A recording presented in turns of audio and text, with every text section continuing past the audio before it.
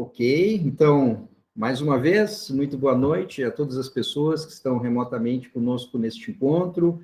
Boa noite mais uma vez, professora Janine, nossa convidada. Muito boa noite a Laia também, que é a nossa colega, vai ser a moderadora de hoje. É uma grande satisfação ter vocês duas e ter todo mundo aqui conosco nesta noite. Tá? Para quem está com a gente pela primeira vez, o programa Diálogos no LAI é um evento de extensão universitária do Laboratório de Análises Socioeconômicas e Ciência Animal, o LAI, que é um laboratório vinculado ao Departamento de Nutrição e Produção Animal da Faculdade de Medicina Veterinária e Zootecnia da Universidade de São Paulo, campus Fernando Costa. Nós ficamos na cidade de Pirassununga, no interior do estado de São Paulo. O nosso objetivo com este programa de extensão, e ao promover os diálogos, é proporcionar a toda e qualquer pessoa interessada um momento agradável de divulgação de conhecimento, de troca de experiências, de vivências, de troca de pontos de vista, que nós entendemos que podem, então, contribuir para o nosso desenvolvimento pessoal, das nossas carreiras profissionais e da nossa sociedade de uma forma geral, tá? Neste ano de 2021, os diálogos estão completando 10 anos, então sempre gosto de lembrar disso, é um ano comemorativo para nós, é um ano ainda mais especial para nós, a gente está muito feliz por este motivo. E o Diálogos de hoje também é um pouquinho mais especial, porque conta com uma promoção conjunta de um laboratório que é um laboratório irmão nosso, que é o Laboratório de Estudos em Agronegócios, o LEA, da Faculdade de Medicina Veterinária da Universidade Federal de Uberlândia. Então, é uma promoção conjunta do LAI e do LEA. Ok? O meu nome é Augusto Halber Gameiro, eu sou professor da Faculdade de Veterinária da USP e um dos pesquisadores do LAI. Como eu tinha adiantado, para a moderação dos nossos diálogos de hoje, nós teremos a satisfação de contar com a nossa colega Laia Canaã Silva Alves, que irá, então, apresentar a nossa convidada e vai articular o nosso bate-papo, tá? Após a apresentação. Então, eu gostaria de brevemente apresentar a nossa colega Laia. A Laia possui graduação em zootecnia pela Universidade Federal de Uberlândia, e mestrado em Nutrição e Produção Animal pela nossa escola, pela Faculdade de Medicina Veterinária e Zootecnia da USP. E, atualmente, ela é doutoranda também pela nossa escola. Ela é pesquisadora de 3 laboratórios, e não é exagero, porque ela realmente trabalha triplamente, tá? Ela é pesquisadora, então, do Laboratório de Pesquisa em Suínos, que é o LPS, da Veterinária da USP, do LAI, o nosso Laboratório de Análises Socioeconômicas e Ciência Animal, o LAI da USP também, e do nosso parceiro de hoje, o LEA, o Laboratório de Estudos em Agronegócio da Universidade Federal de Uberlândia. A Laia atua principalmente no ramo de pesquisa e desenvolvimento com enfoque em modelagem matemática aplicada à suinocultura, à gestão e ao controle de custos agropecuários, nutrição e produção de suínos. Então, com essas breves palavras, eu passo a palavra para você, Laia, te agradeço a moderação, por favor, fique à vontade. Obrigada, professor. Então, boa noite a todos aqui presentes, né? Gostaria de iniciar agradecendo a participação de cada um de vocês. Então, como eu já fui apresentada, meu nome é Laia Canaã e eu faço parte da equipe do LAI. E hoje eu tenho essa incrível missão de moderar esses diálogos, que além de um momento que eu sei que vai ser de muito aprendizado e muita troca, também é um prazer muito pessoal para mim. A nossa palestrante de hoje é, além de professora na instituição onde eu fiz minha graduação, minha amiga pessoal, e também uma das minhas maiores inspirações profissionais, então é com imenso prazer que eu apresento para vocês a professora Janine França. A Janine possui graduação em zootecnia pela Universidade Federal de Lavras, bem como mestrado e doutorado em zootecnia pela mesma instituição. Atualmente, ela é professora associada 2 da Faculdade de Medicina Veterinária e Zootecnia da Universidade Federal de Uberlândia.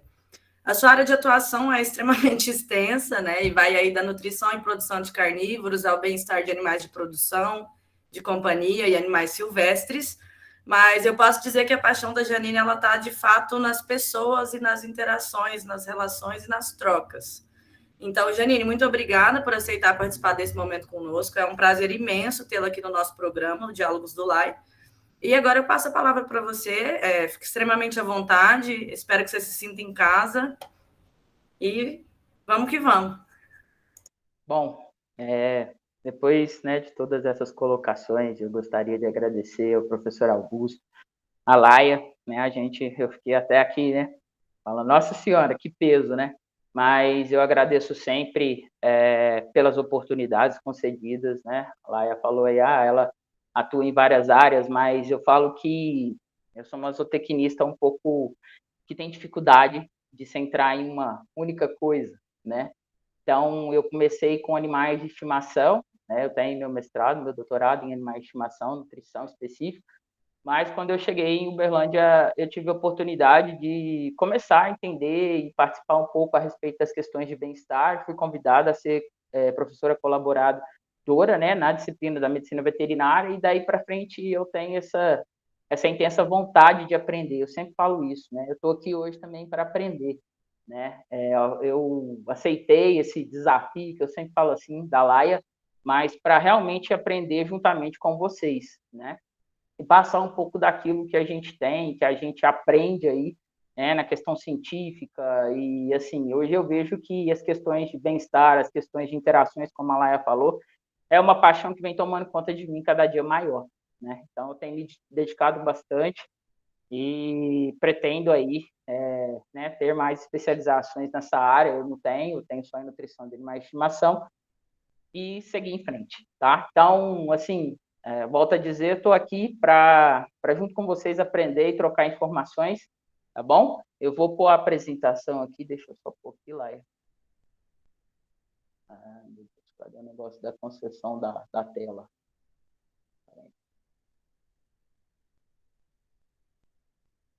Falo aqui na minha...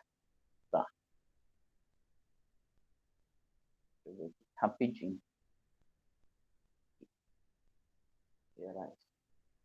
Vai, me socorre aí, onde que eu vou aqui? Porque minha tela tá bloqueando. Oi, Jean, você pode colocar uma janela e selecionar o PowerPoint ou a tela Não, inteira? mas ela tá bloqueada, tá falando que tá bloqueado.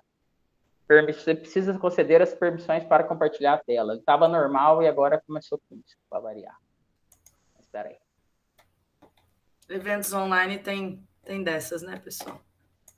Espera aí, rapidinho. Se você quiser me mandar a apresentação também, a gente pode projetar por aqui. Espera aí. Vou fazer isso, porque senão, desculpa, não sei por que aconteceu isso, mas vamos lá.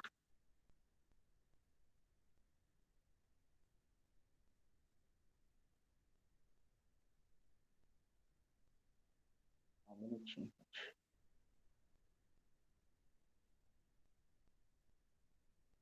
Vou te mandar lá, então, porque eu não sei por que ele travou e eu compartilhar a minha tela. Tá bom.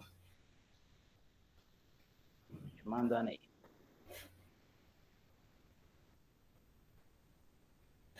Foi.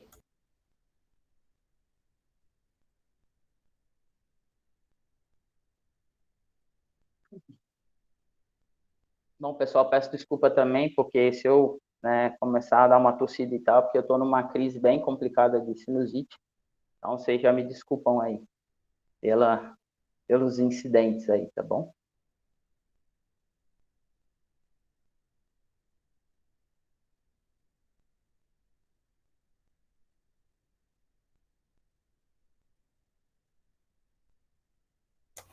Jean, por onde você me enviou? Ah, acabei de chegar no e-mail. Isso.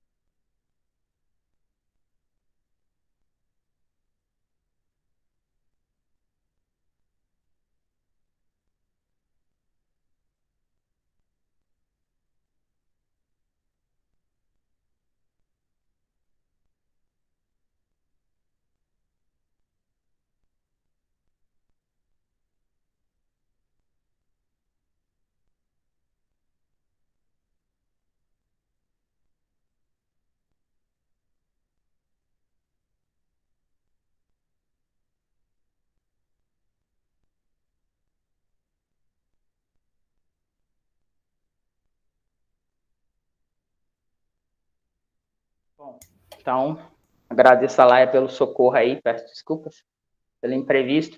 Então, quando a Laia me propôs esse tema, né, que é um tanto complexo, né, a gente falar dessa interação, na verdade é uma relação, né, do ser humano e animal não humano, eu falo que ela é complexa porque, né, aqui quando nós estamos falando da parte humana e da parte animal, né, que é o animal não humano, já começando a correção por aí, né, a gente tem uma série de condições, tanto da parte dos seres humanos como dos animais, que vão impactar nessas interações e, consequentemente, vão impactar na qualidade de vida, na parte de bem-estar e saúde desses animais, né? Então, é complexo porque você tem que avaliar o meio, a partir do momento que você envolve uma ação, né, que é uma relação entre o ser humano e o animal não humano, você envolve aspectos econômicos, você envolve aspectos de ideologia, você envolve aspectos sociais, você envolve aspectos fisiológicos, enfim, né? Então, por isso é complexo, né, essa questão da relação homem-animal, não humano, por envolver tantas questões para a obtenção dos seus resultados, né? Então, essa interação, obviamente, a gente começa intensificar essas relações pelos animais de companhia, começa que, né, nós já categorizamos os animais em que nós colocamos, digamos, no nosso convívio diário, né, os animais de estimação, principalmente cães e gatos, né, eu sempre brinco com isso, eu falo principalmente porque hoje a gente meio que perdeu, entre aspas, né, não por definição, não pela parte da ciência, mas pela parte do ser humano, o que é o animal de estimação em si, né, então, enfim, outras espécies são também consideradas hoje pelos humanos pets e convivem com os seus donos dentro de casa e etc. E nós temos os animais de produção, né, em que nós, seres humanos, temos um outro tipo de relação com esses animais, né? Então, a partir do momento que nós fazemos essa categorização, nós diferenciamos o modo como nós interagimos com esses animais, né? Só que essa interação, que depois vai virar um relacionamento, né? Qual que é a diferença da interação para o relacionamento? Porque a interação ela vai ser pontual. A interação ela vai ocorrer de formas pontuais e o relacionamento vai ser resultado, né, dessas interações, dessas múltiplas interações. Então, aí você cria o relacionamento com esses animais, né? E através desses relacionamentos é que nós vamos avaliar o comportamento dos animais e dos seres humanos em benefício tanto dos animais como dos seres humanos, né? Então, para a gente começar aqui, né, essa relação ela vai poder ocorrer tanto com animais de produção, com animais de companhia, com animais silvestres, né? E quais são e animais de laboratórios também, né? E quais são os principais pontos dentro dessas principais categorias que nós falamos, né? Então, dos animais de produção, a gente sempre está debatendo muito a questão das ações humanas quanto aos tipos de manejos e as práticas de produção, né? Para os animais silvestres, o que acontece, né? Você tem os animais silvestres em cativeiro, você tem os zoológicos, né? Em si, você tem os animais que passam por um processo de reabilitação e que têm condições de serem reintroduzidos na natureza, né? E isso tem que ficar distinto, porque o impacto dessa relação vai ser diferente do animal em cativeiro e do animal que tem essa oportunidade de ser reintroduzido no seu ambiente natural, né? E quando nós levamos isso para a parte de animais de estimação, a gente cria uma relação muito mais intensa, né? Nós somos responsáveis por esses animais, porém, nós temos o lado da questão da saúde, problemas com zoonoses, problema de posse responsável, que também encaixa dentro da posse responsável, os cuidados com os animais e com o meio ambiente, né? Porque quando a gente fala animais de estimação, a gente geralmente não pensa nas questões da poluição por dejetos desses animais. Na produção, nós já focamos nessa questão, mas existem pesquisas que relatam, né, essa questão da preocupação do potencial das fezes desses animais, de forma geral, em ambientes públicos e contaminação, a questão do conhecimento a respeito de zoonose, entre outros, né? Então, é importante a gente colocar todos esses processos aqui. Tá? Pode passar. Então, o que é a interação homem-animal não humano? Quando a gente fala homem-animal não humano, a gente está partindo do pressuposto que esse conceito biológico, né, ele é válido tanto para os animais não humanos como para o ser humano. Então, por isso essa conotação animal não humano, né? E esse termo de interação homem ou ser humano, animal não humano, é um termo que ele é muito amplo, como eu disse para vocês, e que ele descreve uma ampla, né, um amplo espectro de relações e interações entre animais e humanos, né? Então, isso vai incluir percepções tátil, visual, olfativa e auditiva, né? E essas interações, elas podem ocorrer com os animais domésticos, com os animais selvagens e ambientes como as fazendas, as residências, os laboratórios, os zoológicos, né? Então, o que acaba acontecendo? Se a gente pega num ambiente de zoológico, a gente tem uma diversidade de espécies muito grande, né? Então, talvez essa interação homem, ser humano, animal não humano, ela se torna ainda mais, digamos assim, complicada pela diversidade de espécies que ali habitam, né? Por quê? Porque a gente não pode generalizar os resultados que a gente tem a respeito dessa interação para todas as espécies, né? Cada espécie vai reagir de uma forma, cada espécie vai interagir na presença humana de uma forma, né? Então, da mesma forma que eu tenho espécies que vão se sentir bem, digamos assim, na presença humana, vai ter espécies que não gostam de visitantes, mas ela se familiariza com o tratador. Então, existe uma diferença, né, de resposta comportamental muito grande. Essas interações, elas podem ser positivas, neutras e negativas. Essa questão da definição, né, como positiva, neutra e negativa, ela tem a ver com o quê? Com a questão do medo. Tá? Eu sempre trabalho isso na minha aula de bem-estar. Né? Eu sempre falo com os meninos, o medo no cativeiro ele é bom ou ruim? E o medo num ambiente, digamos, natural, na natureza, ele é bom ou ruim?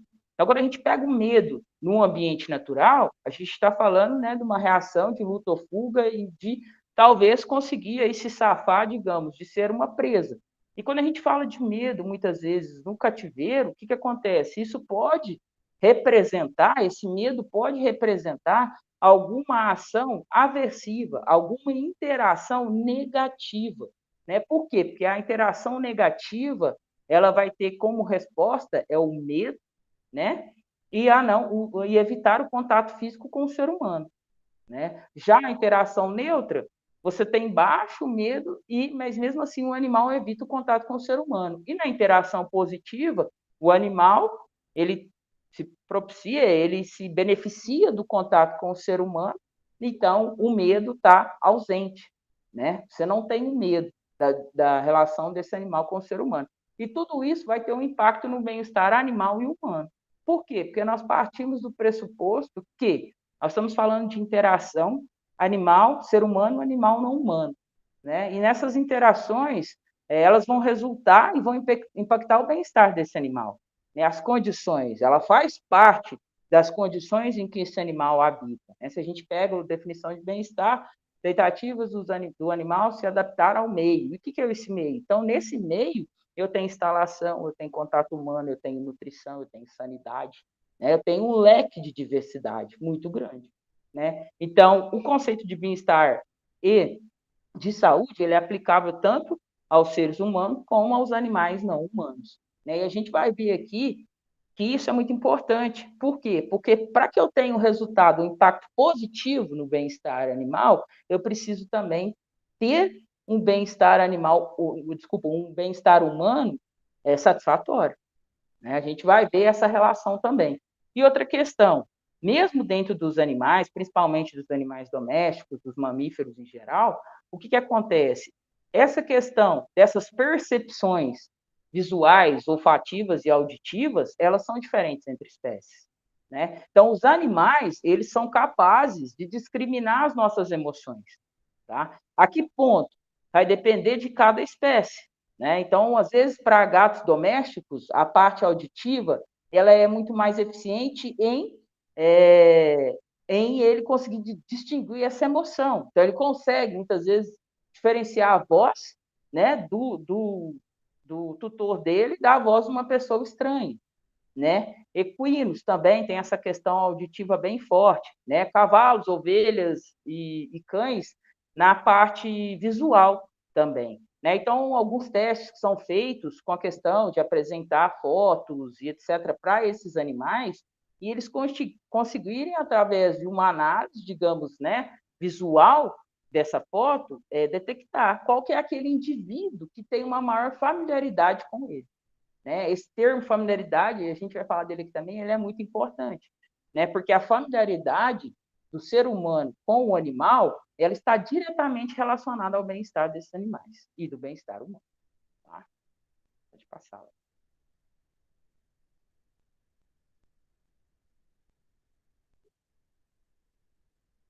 Bom, então a relação ser humano-animal, ela pode ser definida como grau de relação ou a distância que existe entre um animal não humano e o ser humano, percebido, desenvolvido e expresso através do seu comportamento mútuo, né? Então a gente não vai ter só uma ação de um lado, a gente tem uma relação entre dois indivíduos. Então, para criar uma relação entre dois indivíduos quaisquer, implica, por um lado, eu ter encontros repetidos e, por outras, certas habilidades cognitivas. Essas habilidades cognitivas é que vão fazer esses animais, né, digamos assim, predizer atitudes humanas futuras, né? Então, a capacidade que permitem os animais associar o conteúdo emocional, né, positivo ou negativo, a gente vai ver isso, de interações com outro indivíduo. Então, relembrar quando predizer encontros futuros. Então, ou seja, se um animal ele é exposto por muito tempo, por muitas vezes, a uma interação negativa, né, ele vai predizer o comportamento quando ele for exposto a esse tratador ou essa pessoa, a esse produtor, qual que é a ação humana perante ele, né? E aí nós temos uma questão, que é a aprendizagem associativa. A aprendizagem associativa, ela tem a ver com condicionamento. Pode ser o condicionamento clássico, que é a própria presença da pessoa ali, ou o condicionamento operante, que o condicionamento operante é a pessoa vai apresentar algo, como diz, vai ter uma interação ali que vai ter um resultado benéfico através de uma recompensa ou algo do tipo, né? Então, isso aí é muito visto lá na experiência de Pavlov, né? Operante, condicionamento clássico operante. Então, esse animal vai apresentar uma resposta em relação a esse tipo de ação, a essa presença humana ali naquele ambiente. Pode passar. Bom, a gente tem aqui as características individuais, né, dos seres humanos, as emoções, né, que através dessa questão cognitiva, esses animais conseguem captar essas emoções, né, e os animais, eles conseguem distinguir essas emoções, né? Então, emoções de raiva, emoções de felicidade, enfim, né? Quando eles estão sujeitos a emoções ruins, negativas, exemplo, raiva, né? Eles vão apresentar um comportamento de medo, ou seja, vai ser uma interação negativa para aquele animal, né? E ele vai ter essa aprendizagem associativa com aquela interação que ocorreu ali naquele momento, né? Então, a gente sabe que estudar as emoções dos animais é que diferentes pessoas podem ter diferentes atitudes e relacionamento com os animais, e suas diferentes atitudes em relação aos animais podem influenciar a compreensão das emoções dos animais. O que quer dizer isso?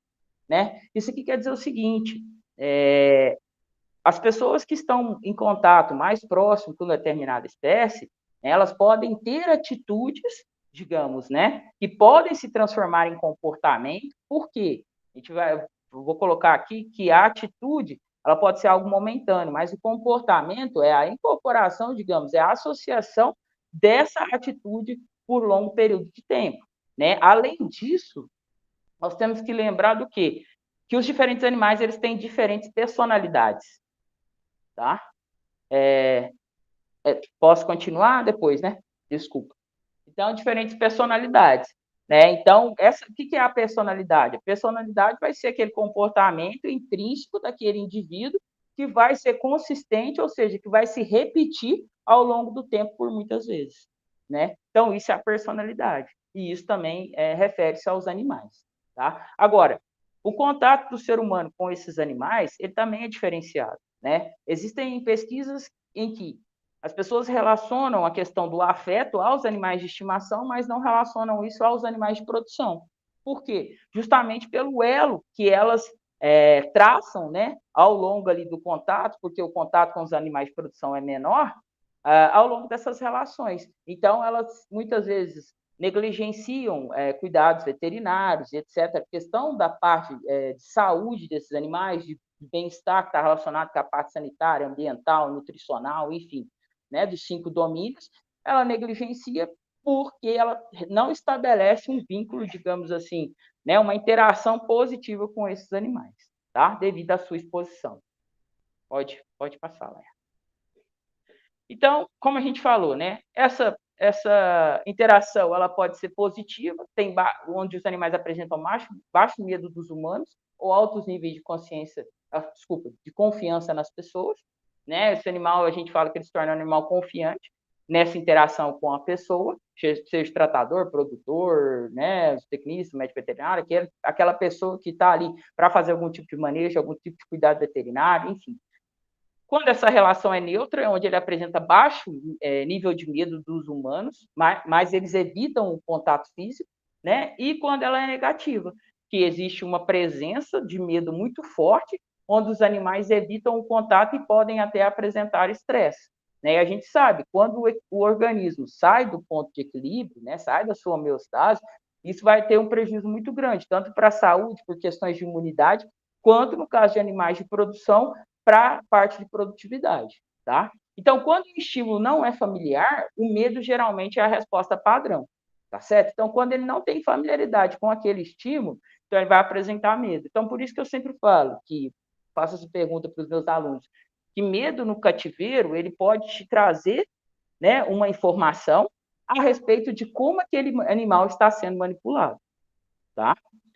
E quando a gente pega, né, no âmbito de animais zoológicos, né, você tem diversas espécies e você tem tratadores para aquelas espécies diferenciados. Então, a partir do momento também que o tratador entende que ele tem que tratar aquele animal como um indivíduo, isso facilita dar os cuidados com esse animal e isso também beneficia uma relação humana, né, homem, animal não humano, positiva. Por quê? Porque a partir do momento que aquele tratador sempre vai tratar aquele mesmo animal, ele conhece a personalidade, as emoções e o comportamento expresso daquele animal, então ele sabe como lidar naquela situação, tá? Pode passar.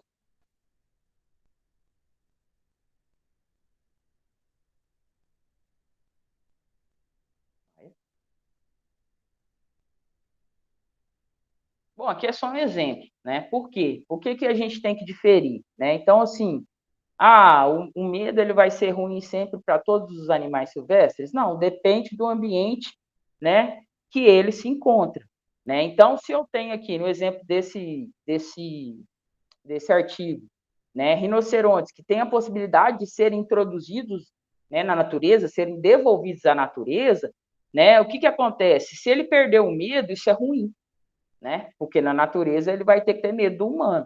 Né? A gente sabe que existem até organizações por conta, né, dos chifres desses animais, de comercialização, de retirada para comércio, né? Enfim, em que esses animais acabam vindo a óbito.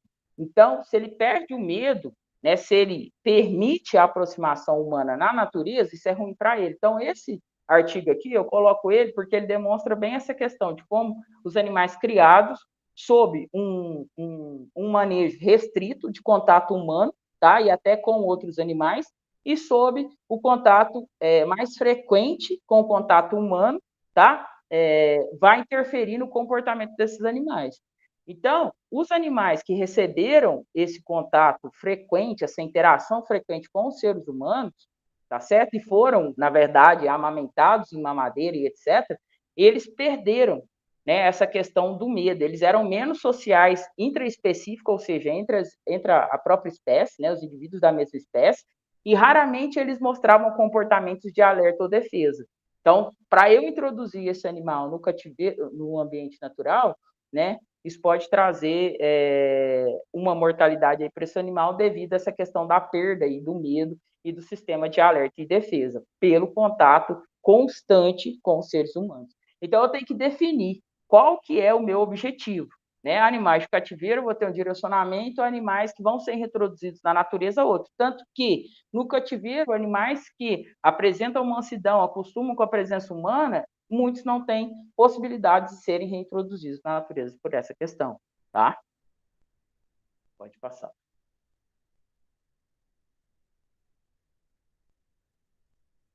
Bom, e a relação humana com os animais de produção, né? Então a gente aqui sempre vai falar, de forma geral, que ela tem os dois lados, o lado ser humano e o lado animal não humano. Então, do lado animal não humano, essa relação ela vai influenciar o desempenho, a saúde e o bem-estar desses animais, né? E do lado humano, ela vai influenciar as condições de trabalho, incluindo a satisfação profissional, a qualidade de vida, saúde e segurança, né? Então, por isso que eu falei lá no começo que é importante a gente entender que, né, quando você tem condições, né, você tem implementação de boas práticas de bem-estar animal, você também está contribuindo para as questões do bem-estar humano, né? A gente não pode negligenciar o bem-estar humano, né, digamos assim, em prol do bem-estar animal. Os dois conceitos, eles são, digamos, únicos, né? Eles têm que seguir na mesma direção. Então, do ponto de vista animal, o que a gente pode analisar? A gente pode analisar os métodos etológicos de comportamento, particularmente por meio da observação dos animais durante as práticas de manejo ou em resposta a um teste de abordagem humana, mas também por meio da sua produtividade e da sua saúde, tá? Então, aqui, ó, é interessante falar que em animais zoológicos, antigamente, muito se dava ênfase ao tipo, ao design do recinto, ponto. Né? Então, se tinha enriquecimento ambiental, se o recinto era adequado, a situação de segurança e do conforto do animal. Porém, verificou-se que só voltando, né, as preocupações de pesquisa e práticas de manejo para essa finalidade do design das instalações em si, isso gerava respostas muito incompletas, né? Por quê? Porque animais da mesma espécie, sob condições, digamos, boas, né, de bem-estar animal, eles apresentavam diferentes comportamentos, tá? Ou até taxas de mortalidade diferenciadas, né? E esses dois ambientes, digamos, eles respeitavam as normas de bem-estar animal, de tamanho, de se fosse preciso substrato, etc., porém tinha uma variação muito grande em taxa de mortalidade desses animais, tá? Então precisa se focar em quê? Realmente na observação do animal, né? Fatores humanos como atitude, personalidade, autoestima, satisfação no trabalho, experiência e motivação, elas podem determinar o tratamento humano com os animais. Sendo assim, são pré-requisitos para alcançar altos níveis de bem-estar animal em propriedades pecuárias, né? E aqui é interessante falar, por quê? Né? Quando nós pegamos a questão do bem-estar animal, muitas vezes, né, essa ciência chegou à implementação de boas práticas e foca somente o animal. Porém, quem vai manejar esse animal? Quem vai estar em contato com esse animal? Então, aquele colaborador, aquele tratador que está ali, ele precisa entender vários pontos, a importância dele, né, dentro dessa questão, e ele também precisa ser orientado, ele também precisa receber treinamento e informação a respeito do comportamento, da fisiologia desses animais, tá? Pode passar, Léo. Está no outro slide que eu vou falar agora, só para orientar. Bom, então, deixa eu lá passar aí. Essa questão, né, eu sempre vejo assim, vai abordar. O colaborador tem que executar essa prática, mas ele foi treinado para tal, né? Esse tratador, esse colaborador, é quem vai manejar os animais, quem vai fazer os cuidados dos animais, né? Quem supervisiona a produção e etc. Ele tem, né, em mente, né, o que ele realmente precisa fazer. Ele recebeu informação, tá? Então, assim, muitas vezes ele é cobrado para exercer um tipo de interação, para ter um tipo de conduta, para ter um tipo de comportamento com esses animais, mas sequer recebeu informação, né, ou treinamento para agir dessa forma, né? Outra questão, a questão de horas de trabalho vai influenciar, né? Você pensar que uma pessoa vai trabalhar aí, sei lá no campo por mais de 10, 12 horas seguidas, né?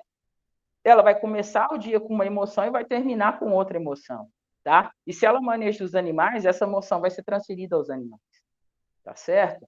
Né? Então, a gente precisa entender o lado humano também e oferecer as condições corretas de trabalho, né, para esse colaborador.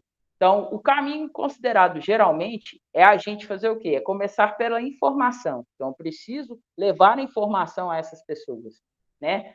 Quando eu levo a informação a essas pessoas, a gente tem a formação de valores. E esses valores vão influenciar os comportamentos. É como eu falei, existe uma transição do que é atitude para o que é comportamento, tá certo? Né? Então, aquilo vai virar um comportamento a partir do momento que ele atribuir aquilo por longos períodos para a vida dele. Então, aquilo ali vai virar um comportamento. E é isso que a gente quer. A gente quer que, né, essa pessoa ela tem uma relação homem-animal não humano positiva, tá? Dentro das cadeias produtivas, do zoológico, dos animais de estimação de forma geral, né? Então, a relação ser humano, animal não humano, ela também é influenciada pelas características humanas, como a familiaridade da pessoa com o animal, a atitude da pessoa com o animal, as habilidades e os conhecimentos, né? Porque muitas vezes a pessoa não sabe por que ela está fazendo aquilo, ela só está executando.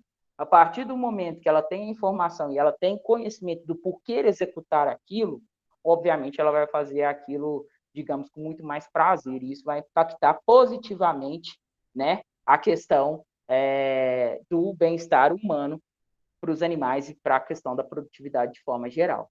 As aplicações práticas para alcançar uma percepção positiva dos humanos, ela poderia ser melhor aproveitada, incorporando princípios de treinamento, né, tendo em mente a confiança e a segurança de ambos envolvidos na relação, que é o ser humano e o animal não humano. Uma relação animal-ser humano positiva, ela vai resultar em quê? Em benefícios de curto prazo, por exemplo, como emoções positivas, e de longo prazo, como, por exemplo, resiliência ao estresse. Né? Então, aquele animal vai estar adaptado àquela situação. Tá? Então, nós temos tanto benefícios a curto prazo, como benefícios a longo prazo. Tá? Pode passar.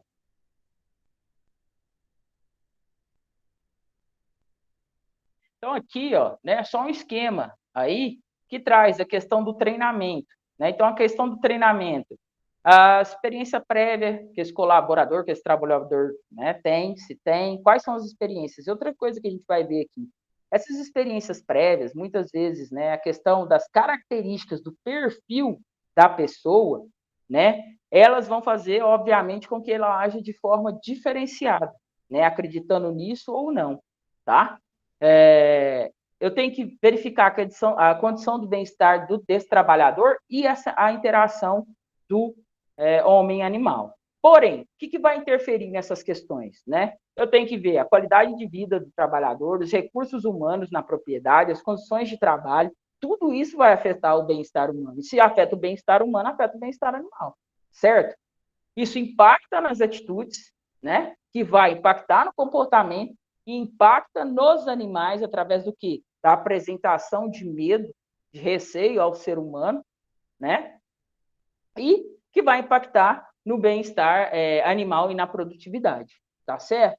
Além disso, a questão da empatia, né, que ter conhecimento das relações que ocorrem com outro indivíduo, né, e geralmente ter uma resposta emocional a respeito disso, né, ela também vai ser influenciada por a questão dessa interação. Então, as pessoas também, de acordo com a sua empatia ou não por aquela espécie, altera essa relação homem-animal não humano. E, obviamente, o conhecimento, que ele é ultra mega importante, tá?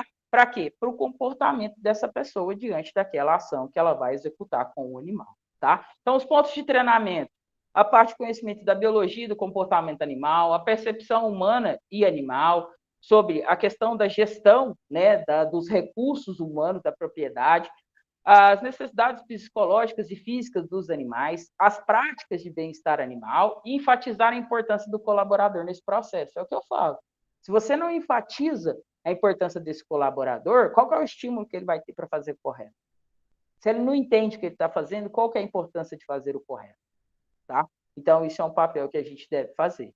Né? E aqui eu aproveito essa deixada aqui para falar o seguinte, né? Se a gente pega animais de produção, a gente tem um conhecimento muito mais avançado, né, em relação às necessidades dos animais, né? A gente tem um conhecimento muito mais avançado na nutrição, na sanidade, tem a parte do envolvimento do melhoramento genético, das alterações genéticas ao longo do tempo, em que esses animais estão adaptados a diferentes meios, né? Então, nós temos um conhecimento maior. Quando nós pegamos isso e transcendemos para a parte de animais selvagens, de animais de zoológico, esse conhecimento ele se torna um pouco mais restrito, né? Eu sempre falo nas minhas aulas, se a gente pega um animal de produção, a gente hoje tem na área de aves, enfim, né, uma nutrição precisa, uma nutrição por fase, de 1 a 7, de 7 a 14, enfim, né? E nos animais silvestres, animais de cativeiro, zoológico em si, né, muitas vezes ainda, né, precisa pesquisar qual que é a melhor dieta, né, para aquela espécie em questão, que não vai dar deficiência, que isso e aquilo, tá? Então, já é uma dificuldade, né, para animais de produção e animais de estimação. Nesse aspecto, existe uma gama maior de conhecimento em relação a animais selvagens em si, tá? Vai, pode passar.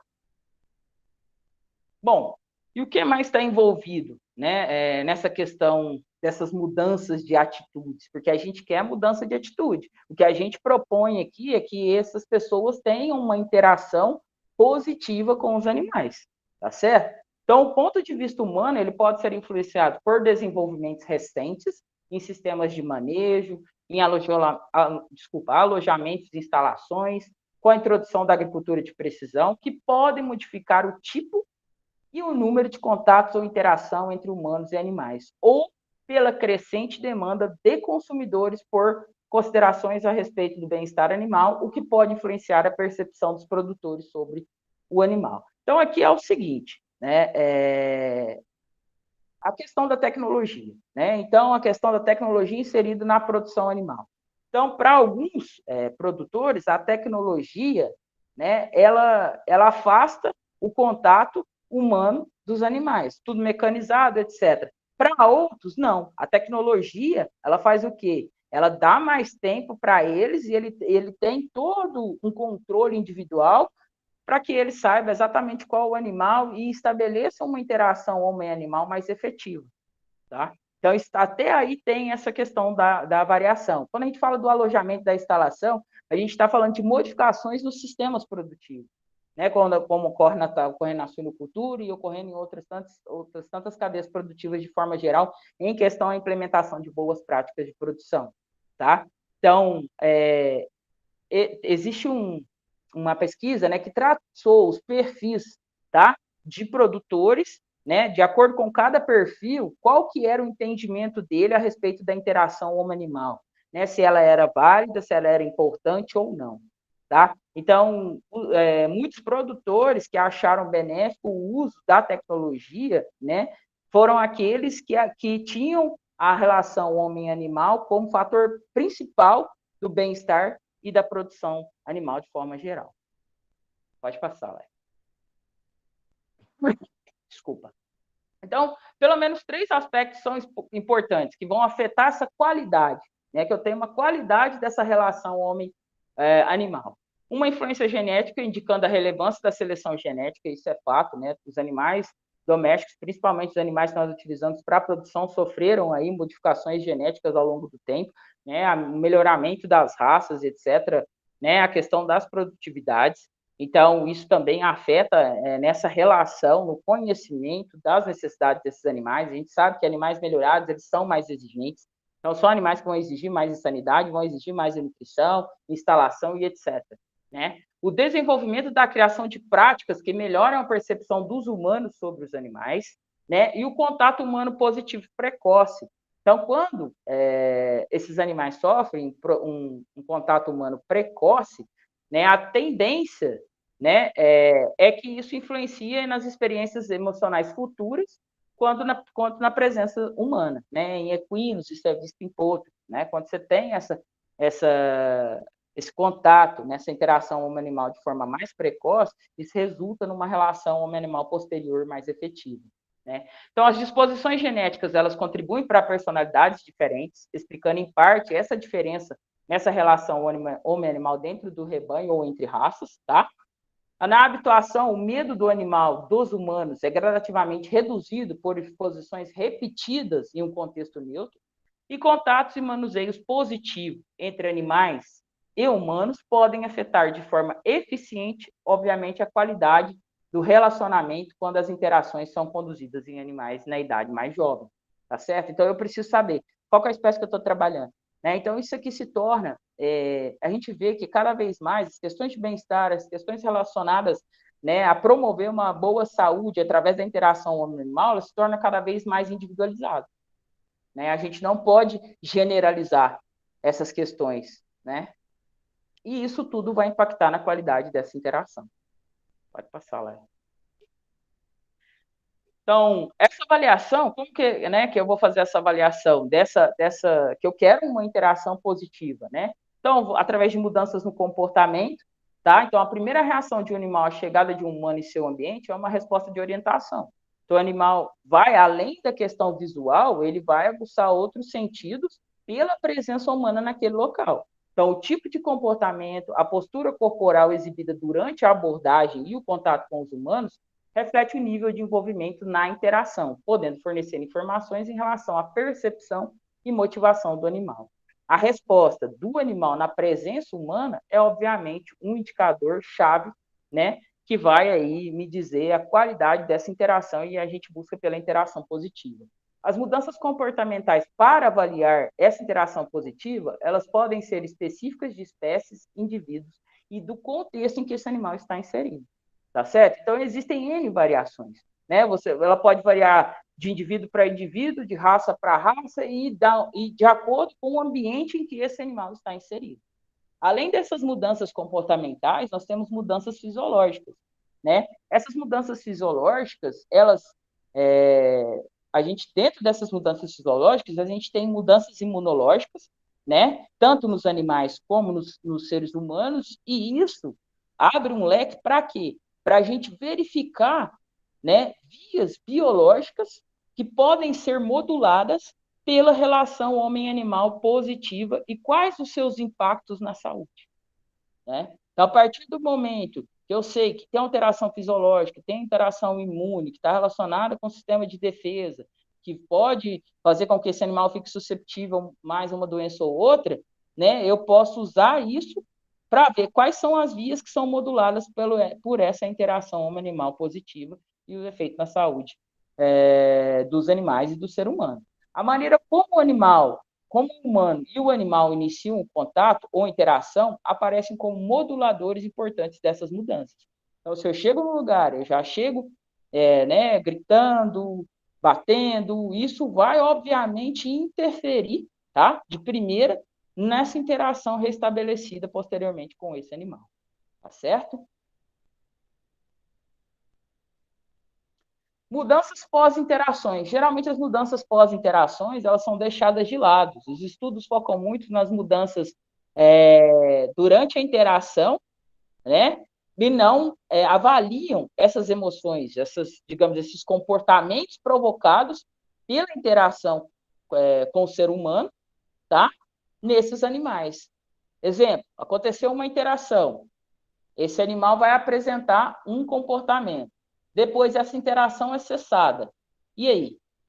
Como que vai alterar o comportamento desse animal ou não? Então, isso é importante ser estudado também, né? Então, a maioria dos estudos, elas estudam as mudanças biológicas no momento ou perto do momento em que o humano está presente. Há um número de mudanças que podem ocorrer após interações humanas-animais positivas, isto é, em outros momentos que não quando o animal e o humano interagem.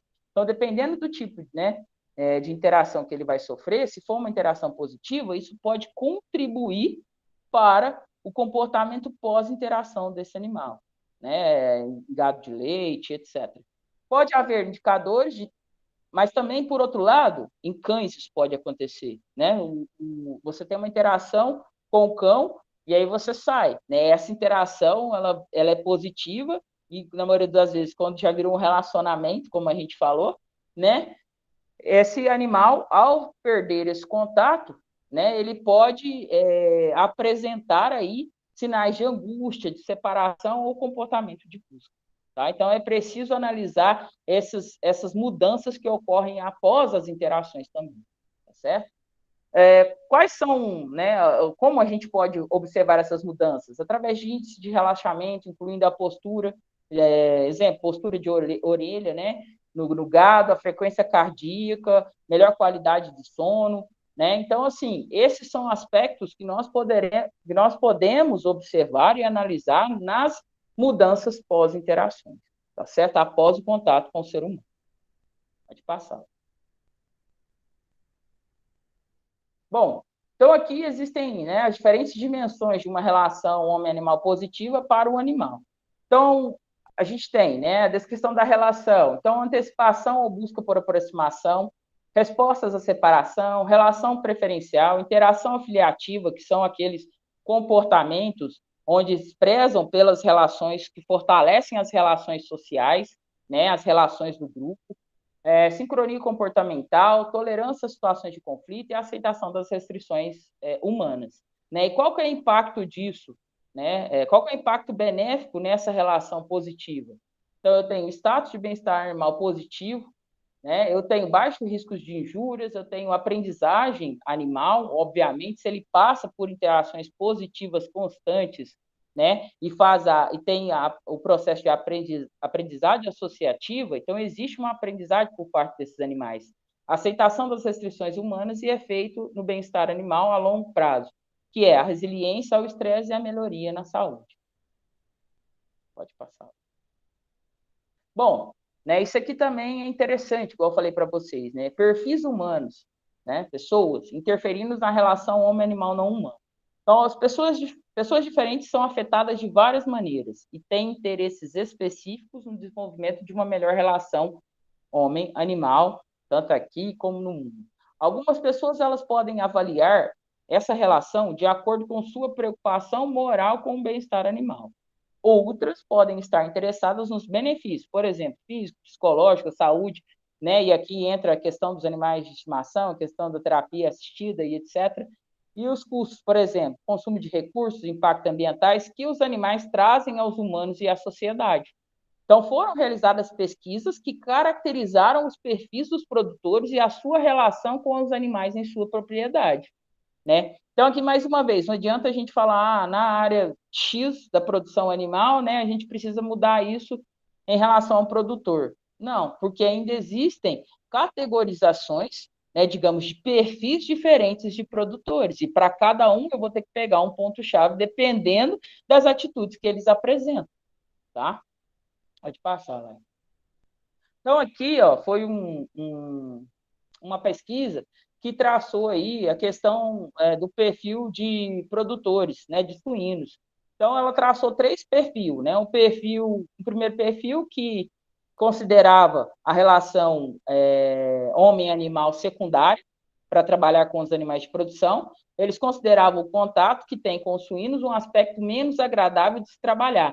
Então, eram pessoas que não mantinham um contato físico com os animais, não implementavam práticas de socialização, enfim, não acreditavam que os suínos têm habilidades cognitivas desenvolvidas, ou que a relação homem-animal pode afetar o animal e a sua saúde, tá? O segundo perfil era caracterizado por uma visão operacional dessa relação. Era produtores que acreditavam que um bom produtor depende principalmente das boas habilidades técnicas e acreditam que o comportamento humano pode influenciar o comportamento animal, e, em particular, pode ser uma fonte de estresse. E um terceiro perfil, que considerava a relação homem-animal não humano fundamental para trabalhar com os animais.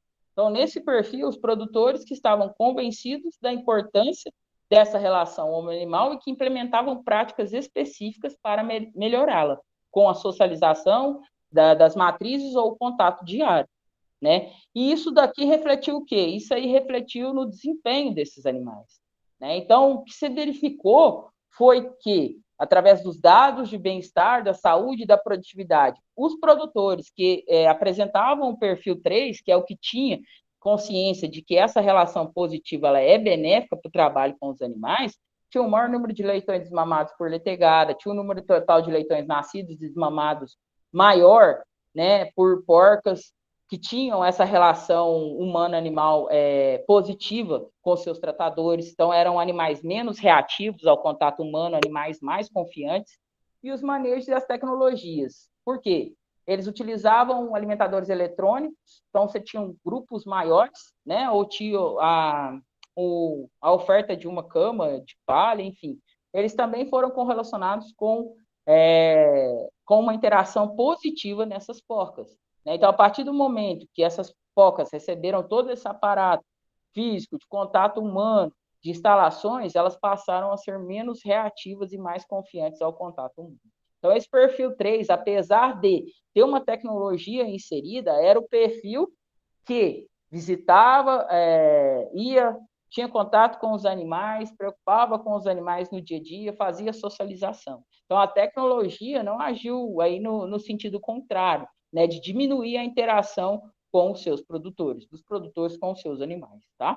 Então, o papel fundamental que as atitudes, né, dos produtores e a percepção dos animais de produção têm sobre as práticas agrícolas, né, o bem-estar animal e a produtividade, elas são de extrema importância. Os produtores que têm animais mais confiantes e melhor produtividade são aqueles que dão maior importância ao animal em sua profissão, que expressam o maior prazer em trabalhar com eles e que transmitem empatia por eles.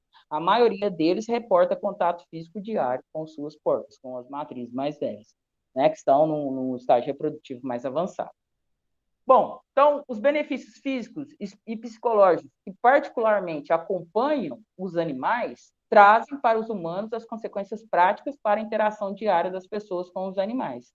Então, como eu falei, né, quando a gente foi ver esse tema aí, igual eu falei, né, ele é muito amplo, existem, digamos, muitos pontos, né, multidisciplinar envolvidos, né, para a gente discutir, para a gente, eu falo assim, abordar toda a questão da relação homem-animal, né? Então, na verdade, esses benefícios, né, de uma relação positiva, eles são reflexos dos valores animais, que irão melhorar a preocupação ética das pessoas com o bem-estar animal e a promoção da relação homem-animal sustentável. Por quê?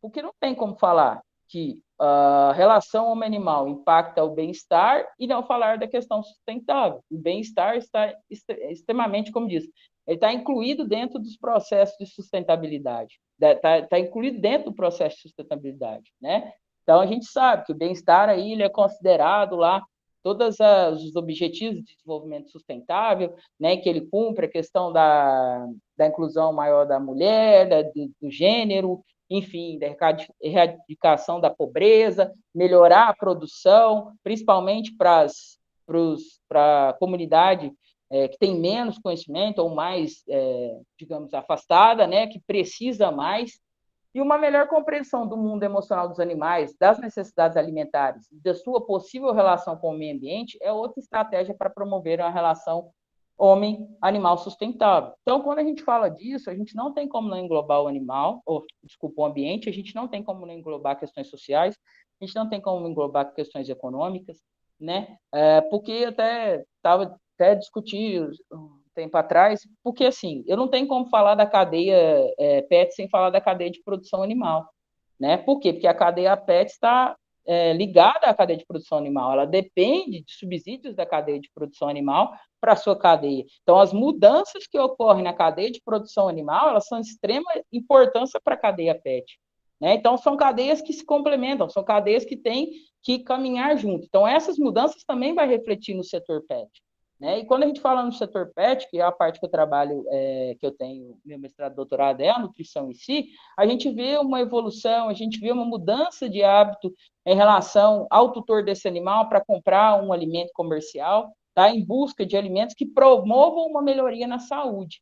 E aí vem uma questão, mas qual que é o ponto-chave da sustentabilidade dessas dietas? São sustentáveis? Não são? Então, existe uma discussão muito grande dentro disso também. Né? Assim como existe para a parte de produção.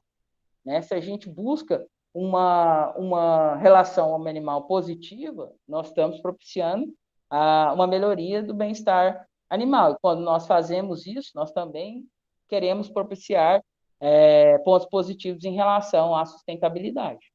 Né? Então, esse tema é um tema, como eu falei para vocês, que envolve muitas e muitas questões, né? Tanto sociais, econômicas, filosóficas, de perfis, né? E quando a gente fala de perfis pessoais, é algo interessante, de questões até políticas, religiosas, que interferem na questão de como as pessoas se portam né, com os seus animais. Então, pessoas que não têm animais, elas têm uma visão diferenciada, né, do que elas têm que proporcionar para os seus animais em relação a impacto na saúde e longevidade, do que pessoas que têm animais, né, que convivem com esses animais diariamente, tá? Desculpa. Então, nós temos uma gama, eu falo, muito infinita de pesquisas que podem ser executadas, né? Para quê? Justamente para ter o equilíbrio dessa relação que vai impactar na produção, que vai impactar no meio ambiente, que vai impactar nas questões sociais, econômicas, enfim, tá? Em todas as questões que estão relacionadas à sustentabilidade em si, tá certo? Bom, eu falei pra caramba, né? Eu tenho essa mania, às vezes quando eu começo a falar, né, eu disparo falando, né? E como a Laia estava passando, eu não me controlei aqui muito e fui falando. Isso daí são os meus encontros, né? Geralmente com cães, né? Então, na universidade, em casa, né? Com os cachorros da fazenda, com os cachorros, enfim, da família, tá?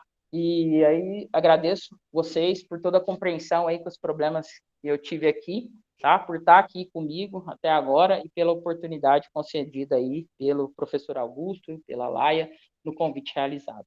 Agora eu estou aberta aí. Obrigada.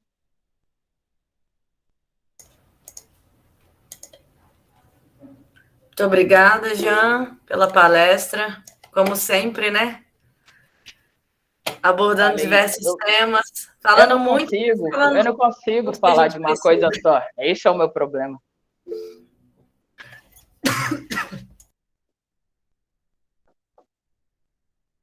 Eu acho fantástico a abordagem que você traz para a gente, para além dos animais de produção, né?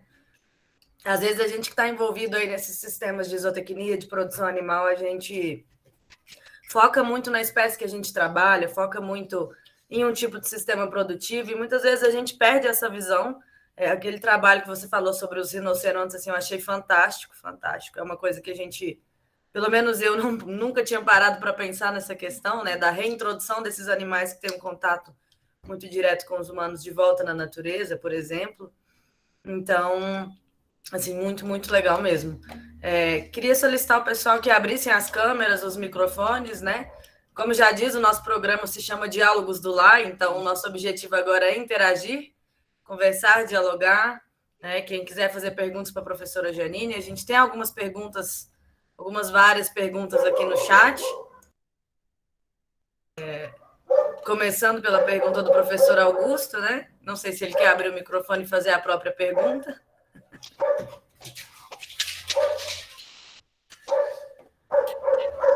Lá eu vou fazer a pergunta, então, do professor Augusto. Ele fala, a minha preocupação é que toda e qualquer avaliação das relações entre nós e os animais será sempre feita por nós, ainda que se baseando em parâmetros deles. Você não acha que nós ainda temos um elevado nível de desconhecimento dos animais, especialmente em relação à parte emocional, sentimental? Você acha que as instituições e pessoas estão se dedicando suficientemente a essas pesquisas? Bom, professor, mais uma vez, obrigada. É muito interessante a sua colocação, a sua pergunta. Realmente, a gente ainda não... Eu falo isso sempre, a gente está muito aquém da questão de saber a parte específica, relacional e sentimental dos animais, né? Alguns pontos que eu coloquei aqui, foi um artigo que saiu agora, em setembro de 2021, como se diz, são sugestões ou são colocações que pode ser, né? E não algo pontual e exato, né? Então, realmente, eu acho que a gente está muito distante de realmente falar assim, não, isso acontece, né, nessa espécie, dessa forma, enfim, em relação às nossas atitudes, às nossas emoções. Na minha concepção, que realmente existe, é exigido mais pesquisas, e mesmo porque existe, né, professor, uma variedade muito grande dentro da própria pesquisa, né, como ela é feita, o que é avaliado, isso dá uma variabilidade muito grande nos resultados também, né? E se as instituições e as pessoas estão se dedicando suficientemente a essas pesquisas. Pois é.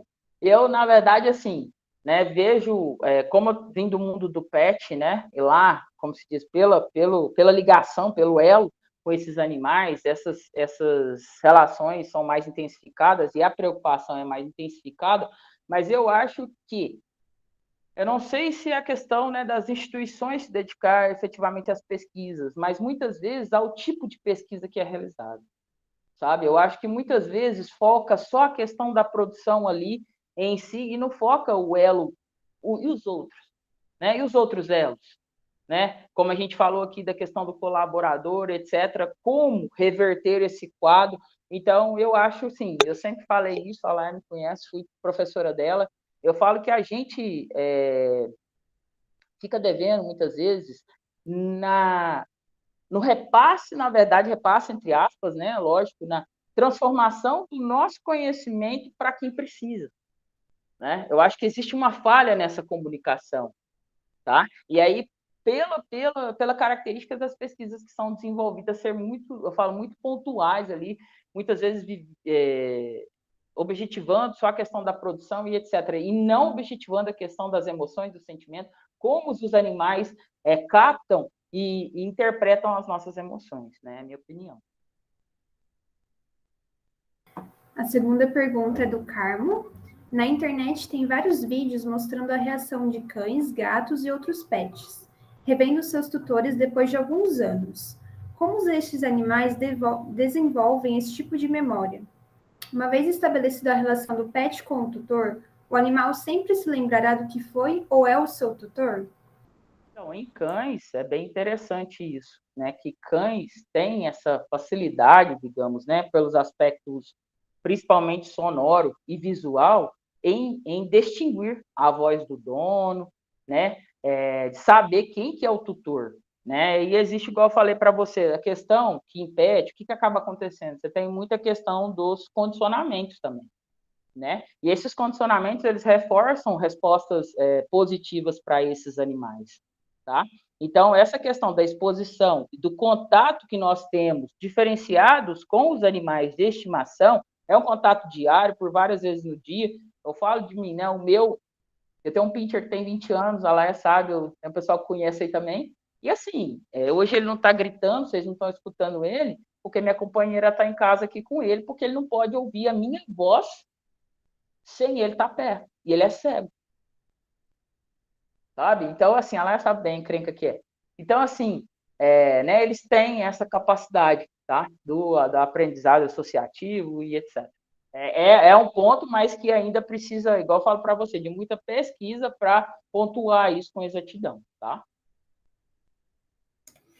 Bom, eu vou aproveitar aqui para fazer o comentário do Carmo e já emendar na pergunta do professor Augusto, que estão bem relacionadas, né? Então, o Carmo fala, Jean, que foi muito interessante essa questão da preocupação também com o colaborador, que de fato a gente não pode dissociar um ambiente de qualidade para os trabalhadores daquele ambiente que é destinado aos animais, né? E eu acho que isso é um ponto muito importante. Eu tenho tentado estudar um pouco mais sobre isso, assim, que de fato eu acho que é um fator diferencial.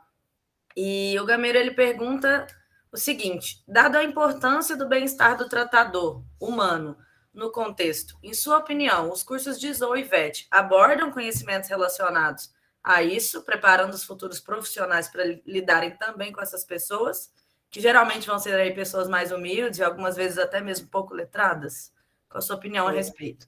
Pois é, professor, né? Eu sempre brinco com os meus alunos, né? Quando vocês aprendem em situações que exigem mais, vocês, eu brinco com eles, vocês depois caem numa situação que não exige, é tudo muito fácil de trabalhar, mas quem está acostumado a não enfrentar problemas, eu falo assim, soluções, na verdade, não são problemas, mas soluções, né? Justamente para pessoas que mais precisam, né?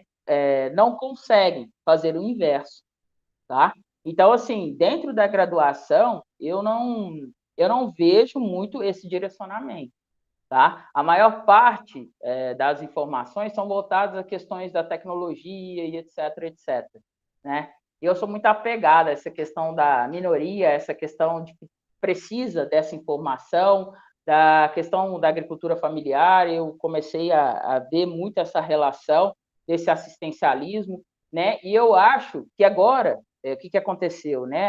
As universidades vão ter que pôr 10% da carga horária de atividades de extensão, né? Vai ter que ter isso na sua grade, eu acho que as coisas podem melhorar nesse sentido, né? A partir do momento, como se diz, nós entramos na universidade para ser professor, para ser orientador, mas também para prestar serviço à comunidade, né? Essa é a minha visão, tá? Desde que eu entrei aqui. Porém, né, poucos realizam a parte de extensão, que é justamente pegar esse conhecimento e levar para quem precisa, né? Então, agora, quem não fazia vai ser obrigado a fazer de todo jeito, porque, como se diz, né, se não é pelo bem, é por uma obrigação. Então, talvez, com essa obrigação de desenvolver atividades de extensão, esse quadro mude, né? Eu estou rezando para que isso ocorra.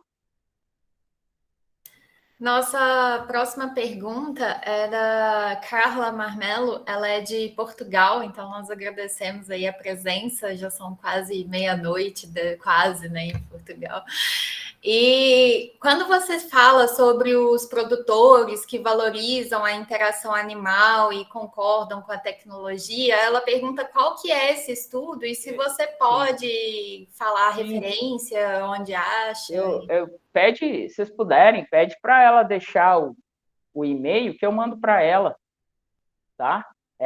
Esse estudo tem esse da tecnologia, se não me engano, caracterizando os perfis de produtores com a utilização da pecuária de precisão, tá? Mas eu tenho ele, se ela quiser, é só me passar o e-mail que eu passo para lá, ela passa para ela, e tá tranquilo. Tá bom, nós vamos te passar o e-mail aí. Ela já colocou o e-mail dela ali, a Carla. Porque eu não estou vendo tudo. Desculpa, Carla. Eu te encaminho já, fica tranquilo. Então, tá, beleza. A próxima pergunta é do professor Augusto Gameiro. Ele comenta que o melhoramento animal, sem dúvida, é muito importante para a produção animal, mas a minha percepção é que os melhoristas continuam apenas buscando produtividade. Isso serve para todas as espécies de interesse zootécnico. Você concorda com isso? Tem informação de programas de melhoramento que também buscam o bem-estar animal? Bom, professor, é outro ponto, né? Eu sempre faço as conexões entre a produção animal também e os animais de companhia, né? A relação do melhoramento buscando a produtividade, né? Isso, a minha visão também é que isso não mudou muito, não. Porém, por algumas exigências, né? Antigamente, vamos lá, a formulação de uma dieta, ela tendia a ter mais concentrado porque o animal tinha que ganhar 1 quilo e tantos, digamos assim, né? Por dia, o ganho diário. Né? Só que isso provocaram lesões nas papilas ruminais, enfim, uma série de complicações. Porém, não se pensava no animal como indivíduo. Né? Ele vai para abate, então está tudo certo. Eu até brinco com meus alunos, eu falo, gente, para que vocês querem ar-condicionado no calor e tal? Todo mundo vai morrer também, né? Eu adoro fazer essas analogias, né? Brincadeira. Mas é para a gente refletir. Né? Então, assim, hoje, que eu vejo, pelo menos com quem eu tenho contato, não, nós temos que fazer uma dieta que não vai promover, né, essa questão de lesão ruminal, que não vai provocar um tipo de distúrbio metabólico no animal por causa da nutrição, porque ele tem que ganhar X dias, mas porque eu tenho que considerar ele como um indivíduo. Porém, essas preocupações, na minha opinião, elas ainda são poucas. Eu falo assim, elas não ocorrem constantemente como deveria acontecer. Como tão intensificado é o melhoramento para essas espécies. Tá? A respeito de programas de melhoramento que também buscam o bem-estar animal, então, dentro dos programas de melhoramento que eu pude acompanhar por um tempo, né, a única questão mais assim, que era incluída, né, que hoje está nos catálogos, é a questão só, e na verdade é uma questão comportamental, que é a questão do temperamento. Né, mas a questão do bem-estar animal em si, não. Eu realizei alguns experimentos, professor, lá no setor de melhoramento com bovinos, né, a respeito de como aproveitei, porque, né, como diz, eu estou no setor de todos, eu não tenho casa, então eu estou no setor de todo mundo, e assim, aqueles que me permitem, eu trabalho com caprinos, com bovinos, eu sou curiosa, eu vou tentar ver o que acontece. E aí você vê, dentro de uma população, né, que já sofreu esse processo de seleção, né, o que você vê de diferente, aí quando você vai para um gado comercial, a diferença que é em relação a essas características e tudo, e como o animal se desenvolve, a ganho de peso em dia, enfim.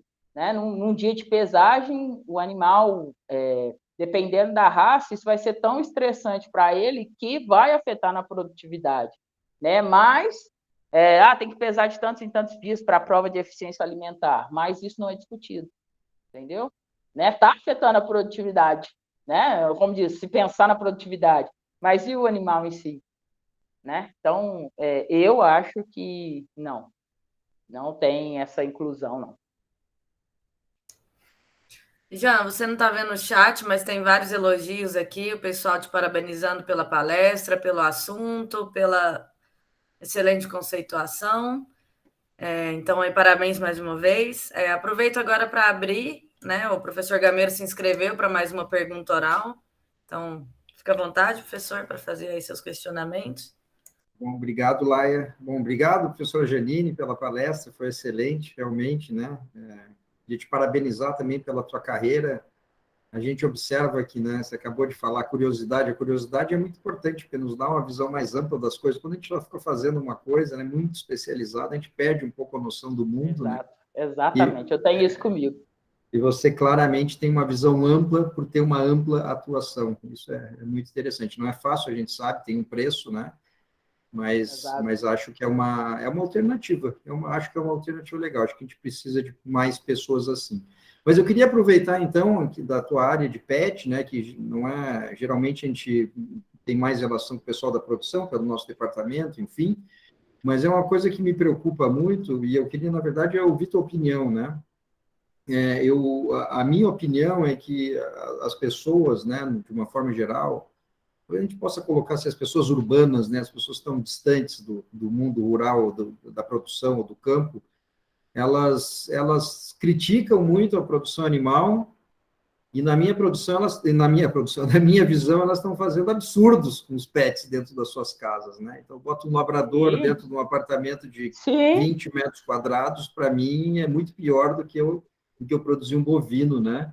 Então, eu queria saber a tua opinião, se isso faz sentido e, enfim, como que a gente pode trabalhar, né? Eu tento discutir essa questão nas minhas disciplinas com os meus alunos, mas eu vejo que é uma coisa meio assustadora, assim. Enfim, o que eu estou querendo trazer aqui é a questão da minha preocupação com o bem-estar com pets. Esta é a minha preocupação. Eu não estou defendendo a produção animal para acusar... Não, a minha preocupação é com o bem-estar de pets, porque eu acho que a gente está fazendo absurdos, tá? E, enfim, queria ouvir um pouquinho sobre isso.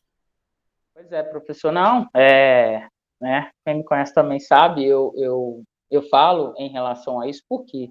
Porque existe, querendo ou não, né, uma questão, eu quero ter um Australian, eu quero ter um dentro do apartamento, igual eu falo, aí o cachorro destrói a porta, o cachorro destrói... mas ele tá... Gente, você tá com um cachorro de pastoreio dentro do apartamento, né? Eu já passei por algumas situações, mas eu sou vegana, gente, não tem nada contra o veganismo, nem nada não, viu? Ela sabe disso. Mas, assim, é só um exemplo. E aí desceu o cacete na produção animal, mas o seu pet come o quê? Eu perguntei para a pessoa, não, ele come alimentação comercial, normal. Eu falei, então, e de onde vêm os subprodutos, os coprodutos, os ingredientes dessa ração, dessa alimentação? Vem de onde?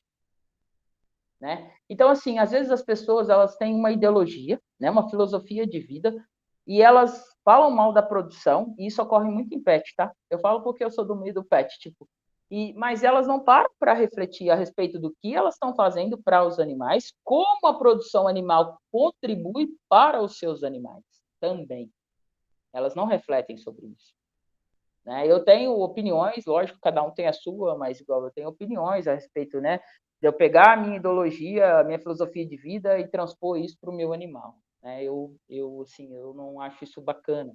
Né? Eu sei que tem dieta vegana e etc., que é suplementado e etc., que não tem nada a ver, cada um pode fazer o que quiser, sim, mas eu prefiro ficar com as minhas questões, né, e seguir fisiologicamente as adaptações que esses animais têm ao longo do tempo.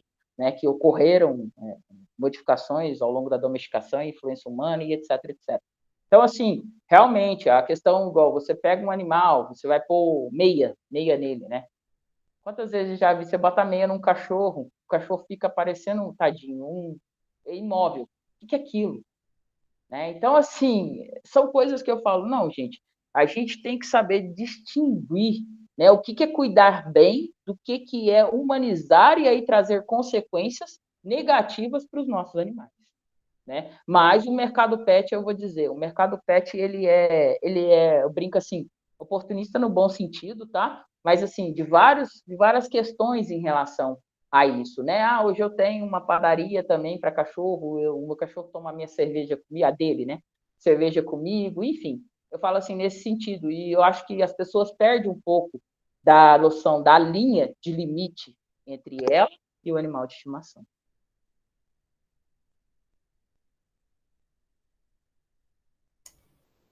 A próxima pergunta é do Mauro Santo Bernardo. Ele pergunta: quais são os aspectos de saúde no contato e relação com animais silvestres na medida em que os avanços das áreas urbanas e produtivas vão para as áreas de florestas nativas? Tá, mas deixa eu ver se eu entendi a pergunta dele. Quais são os aspectos de saúde no contato em relação com animais silvestres? Bom, entendi que, tipo, devido à questão dos avanços das áreas urbanas, o ser humano está mais próximo dos animais silvestres. Isso, E qual o isso. impacto disso na saúde Isso. dos animais ou dos humanos? Dos Porque vai dois, ser vamos dos lá. dois, né? Exatamente. Dos Vai dois, ser dos vamos dois, ver. não tem como dissociar, né? A partir do momento que tem uma interação, não tem como dissociar. Então, isso é bem complexo, né? Não só pelas questões de saúde, eu falo, mas pelas questões também de como você vai agir perante aquele animal, né? Tem muita gente que vai matar, tem gente que vai bater, tem gente que vai... Então, essa interação, ela vai para além da saúde, igual das questões das zoonoses, né? A gente já sabe das questões de surgimento de doenças por causa do contato com os seres humanos, porém, essa ação, ela é uma ação que é incorreta do lado humano. Por quê? Porque o ser humano está invadindo áreas, digamos assim. Então, é natural que você tenha esses animais dentro da sua casa, no condomínio lá de luxo que sai, lá na beirada da estrada, né? Porque você está habitando o habitat, que seria o habitat natural desses animais. Os animais não têm opção, né? Digamos assim. Então, esse é a minha visão. Esse contato, vai poder ocorrer novas epidemias, etc, etc? Pode. A partir do momento que o ser humano não entende qual que é o dever dele, o papel dele perante aos animais de vida livre, isso vai acontecer com frequência. Eu queria aproveitar para fazer uma pergunta, já que a gente está sem perguntas na fila, o pessoal fica super à vontade, tá? Jean, você comentou sobre a questão da empatia, né? E estava estudando um pouco sobre essas interações e vendo a questão da interação na produção, do colaborador, né? Daquela pessoa que está tomando conta dos animais e tendo esse contato diário. No meu caso, por exemplo, na suinocultura. Muitas vezes, por entender a questão de que os animais têm sentimento, de que os animais sentem dor, tem até um trabalho que trata sobre isso, as pessoas tendem a postergar um momento de eutanásia, por exemplo, por se sentirem, por ter essa questão dessa conexão com o animal, sabe? Mesmo a gente sabendo que numa situação X aquela seria a decisão mais acertada a se ter, pensando no bem-estar do animal e tudo mais. Como você vê essa situação, assim, né? Da eutanásia nos sistemas de produção e dessa interação entre o colaborador que tem que executar essa eutanásia, dessa pessoa que está em contato direto com os animais? Esse é outro ponto-chave, né? Porque acaba que o colaborador, igual você disse, está em contato direto com esse animal. Aquele colaborador que tem instrução, que tem conhecimento e que está disposto, porque ele também tem condições de trabalho para isso, ele vai levar para um lado mais emocional, né? A empatia vai ser justamente a reação emocional dele perante a esses animais, né? Então, assim, se a gente pensa para o lado do animal, se você tem uma situação em que o animal não tem condições, como diz, né? Você não tem condição de reabilitação, você não tem condição de nada, esse animal vai ter que ser abatido. Eu acho que, nesse caso, o que falta? Talvez falta trabalhar mais a questão psicológica desses trabalhadores, desses colaboradores, em frente a essa situação, né? Porque as reações, nossas emoções, a gente está trabalhando no nosso lado mental, no nosso lado psicológico. Então, eu acho que precisa trabalhar a parte de saúde mental desses colaboradores. Por quê? Porque também, se não é feito, esse animal vai sofrer, concorda? Esse animal vai ficar ali sofrendo e você não tem opção. Então, assim, eu sei que tem que fazer. Nossa, mas eu tenho um apego. E agora? Né? E como vai ficar a cabeça daquele cara que botou o nome do suininho lá de X, e aí ele escolheu um apego e ele vai ter que eutanasiar esse animal. Então, eu acho que precisa trabalhar essa parte psicológica, essa parte de saúde mental nesses trabalhadores, porque essa ação ela vai ter que ser executada, né, em prol do bem-estar desse animal. E é interessante que a gente, quando vai levantando esses temas, você vê a importância, de novo, da questão do treinamento de pessoal, né? Eu acho que o fato do colaborador entender que o animal ele tem sentimentos, que o animal sente dor, que o animal tem respostas às nossas ações, ele é crucial, e isso não às vezes ficou parecendo, né, que eu falei de uma forma negativa, mas não é isso. Não. É que, na verdade, falta a gente treinar esse pessoal para saber diferenciar. Preparado, exato. Preparar exato, que, apesar dele ter que tomar essa atitude, por exemplo, de eutanasiar um animal, é pelo bem-estar do próprio animal, que realmente não tem chances de se recuperar. Afinal de contas, a eutanásia na produção animal ela é feita só nesses casos. Exatamente. Sai matando o animal à torta e à direita, né? Exatamente, né? E que no caso de pet, fazendo a relação, né? O que acontece? O dia que você tem que eutanasiar um cachorro ou um gato, porque não tem mais como, né? Digamos, por questões mesmo de dor, de sofrimento, né? Todo um trabalho com o tutor também. Então, isso tem que se expandir para a área de produção. Com certeza. A Juliana quer fazer uma pergunta, e aí eu acho que a gente pode encerrar a nossa sessão de perguntas. Ah, tudo bem, vai. A Juliana e o Ricardo, e aí a gente encerra a nossa sessão de perguntas aqui, tá? Dado o avançar do horário, e aí depois eu volto para a gente conversar mais um pouquinho. Fica à vontade, Ju. Obrigada, Laia. Oi, Janine, muito obrigada, adorei a palestra. Eu fico feliz que você tenha gostado. Então, eu estava pensando, eu resolvi falar porque ia ser confuso tentar escrever.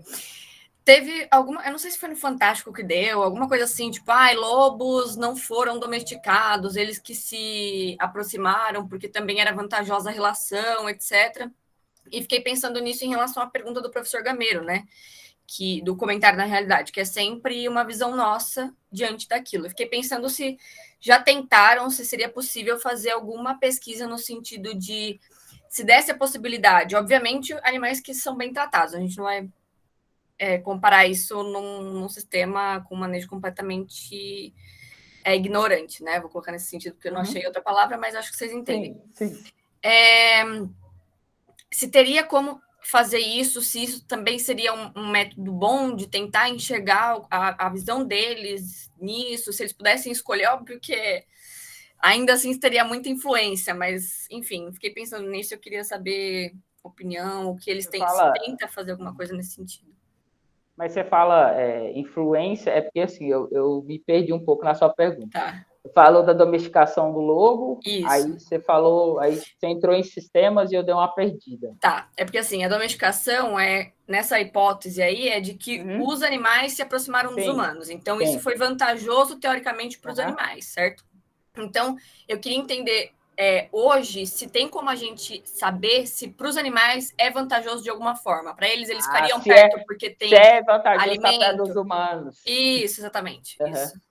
Pois é, né? O que acontece? Sempre falo isso, né? Se a gente pega, igual, se for a produção, hoje a gente mudou todos esses animais ao longo do tempo por causa do direcionamento de produção, de seleção genética, etc. Então, esses animais já estão com o seu comportamento, digamos, né? Essa parte toda diferenciada, né? Ela é voltada para servir como produto para o ser humano. É isso. Essas espécies, elas foram domesticadas para servir ao homem, né? Agora, para o lado de pet, cães, gatos, se eles estariam, igual o que a gente sabe da domesticação, né? Na verdade, igual os cães foram domesticados e que vieram do lobo, aquela história toda, que houve influência do ambiente, no gene do lobo, que aí, enfim, né? Surgiu os cães, e até o impacto disso no aproveitamento dietético, etc, etc.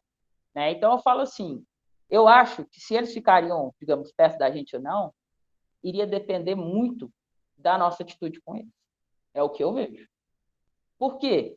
Porque se você é uma pessoa que tem uma relação positiva, né, que tem uma relação, digamos, dentro das questões do bem-estar e etc., Esse animal não tem por que apresentar emoções ou reações ruins, negativas, concorda? Né? Tanto que, né, a gente brinca, né? O cachorro sabe quem é de mentira, quem é de verdade. Não é isso? Então, assim, se você promove relação positiva, não tem por que ele se afastar. A partir do momento que você não promove relação positiva, aí creio eu que realmente não seria interessante para ele ter esse contato e essa interação humana. Certo? Mas igual, tudo é muito... Eu entendo a sua pergunta, por isso que você falou que queria falar, mas a minha resposta também é bem confusa, mas é por quê? Porque depende do contexto, não é? Se você pega animais selvagens, é outro contexto, aí o contato com nós ele não é benéfico, ele é benéfico só se precisar de uma intervenção, de algum cuidado, e mesmo assim nós não podemos interferir no comportamento e nas habilidades desse animal, concorda? Então, assim, né? Depende do contexto, depende da espécie, depende da nossa relação com as diferentes espécies. Eu pensei muito no argumento que muita gente usa quando acha que tudo na produção é muito lindo, de que, pô, a gente oferece alimento ali, eles não têm que nem se esforçar e tal. E eu fiquei pensando, tá, mas será que eles, pelo alimento só, entendi. eles ficariam perto? Se a alimentação era a única fonte de reforço positivo, digamos, para ele ter uma interação boa com os seres humanos. Ou se ela é suficiente para eles quererem estar perto da gente, entendeu? Ou mas se, por exemplo... Mas se eu for pensar, então, lá nos animais do habitat natural, eles caçam, eles vão atrás do alimento deles, entendeu? Por isso que eu fiz questão de comentar que hoje, o que nós temos, eu falo das raças, linhagens, etc., é totalmente diferente. Porque nós, né, imprimimos isso neles para criar justamente essa dependência, concorda? Sim, é até difícil a gente mensurar isso agora, né? Porque não é nem nariz da galera. Exatamente. Sim. Tanto que, quando você pega essas linhagens, essas raças, enfim, de hoje, e você vai proporcionar um ambiente livre, um ambiente não sei o quê, dependendo da avicultura, estava num simpósio lá em Goiânia, lá eu estava comigo, e aí houve essa discussão, né? Tipo, as aves, as linhagens criadas hoje, né? Se elas foram criadas livres, o que começou a acontecer? Uma batia na outra e quebrava os ossos. Quer dizer, será que essa linhagem é adaptada para ser criada solta, entendeu? Pelo que está sendo exigido hoje em boas práticas de bem-estar? Não. Né? O confinamento faz com que eles não consigam mais também viver de outra forma, né? Você modificou ele totalmente. Então, ele não tem na minha visão, não tem mais essa capacidade, como se diz. Até isso vai ter que ser repensado. Obrigada, Janine.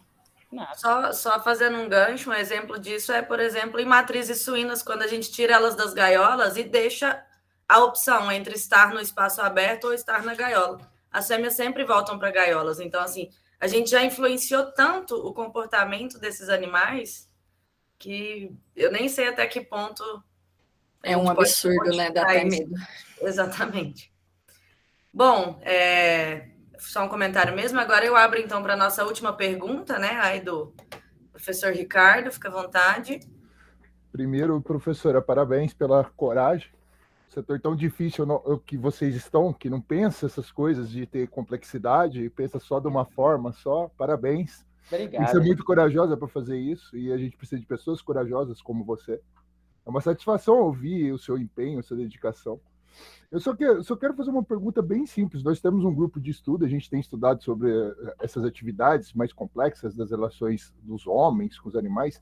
Eu queria saber, assim, qual que é a profundidade da religião, porque a gente sabe que a religião é muito forte no processo produtivo, e como que ela impacta nessa relação da produção? Como que isso enxerga na produção desses animais? Seja tanto do animal pet, porque tem essa relação de amor que não é amor, porque não quer desfazer do ser que está ali e deixa ele sofrendo, e da relação da produção animal mesmo. Como que a religião impacta nessas relações? E muito obrigado pelo seu empenho e continue assim, por favor. Eu que agradeço, Ricardo.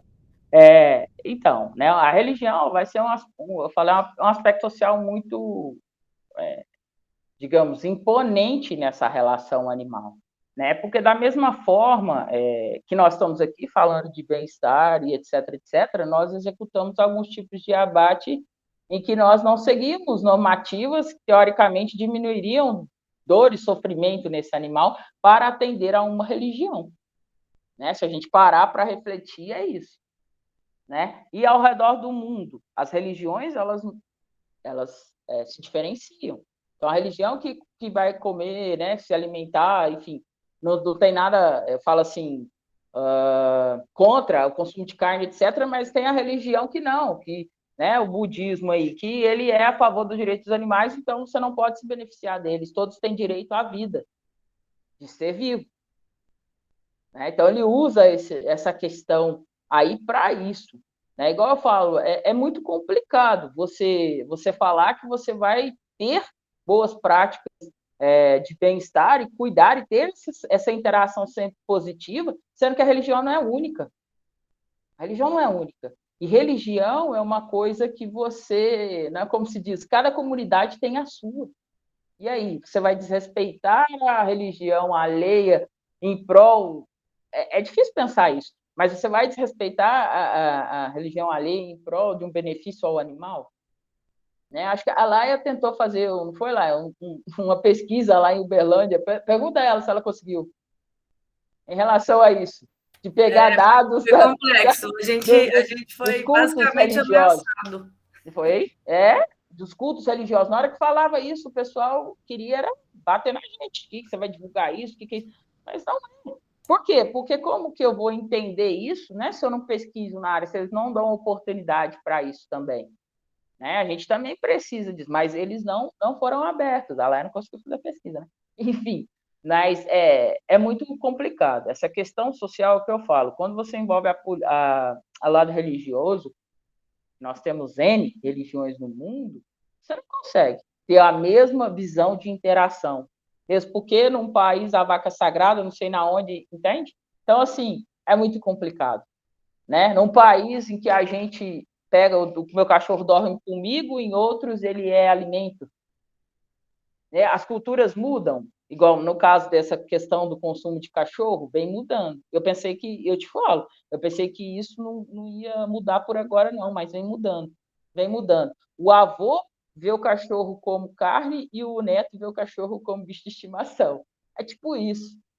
Entende? Isso bagunça a cabeça da gente, rapaz. Eu tenho dia que eu falo para lá, nossa, hoje eu refleti demais lá, eu não cheguei a lugar nenhum. Pelo amor de Deus, deixa eu parar. Mas é porque a gente começa a refletir sobre esses aspectos. E eu achava, isso não vai mudar por agora. E a gente vê o impacto sobre essas comunidades, né? A respeito do consumo de carne de cachorro e etc., onde o cão agora domina a maior parte do mundo como animal de estimação. Então, enfim, né? Vamos esperar para ver, eu não sei se era, porque para mim isso não tem uma resposta exata. Né? Na minha visão, quando a gente leva para o lado de religião, para essa questão social, a gente nunca consegue ter uma resposta exata. Ricardo, agora a hora que você aproveita e já convida ela a participar do GEAI, que eu acho que a Janine vai adorar e vai agregar bastante aí. É a cara dela, ela tem que participar, é a cara dela mesmo. Obrigado, viu? Foi uma Obrigado você, Ricardo, que isso. Uma satisfação te ouvir mesmo, e quem sabe a gente não faça alguma coisa em breve aí junto.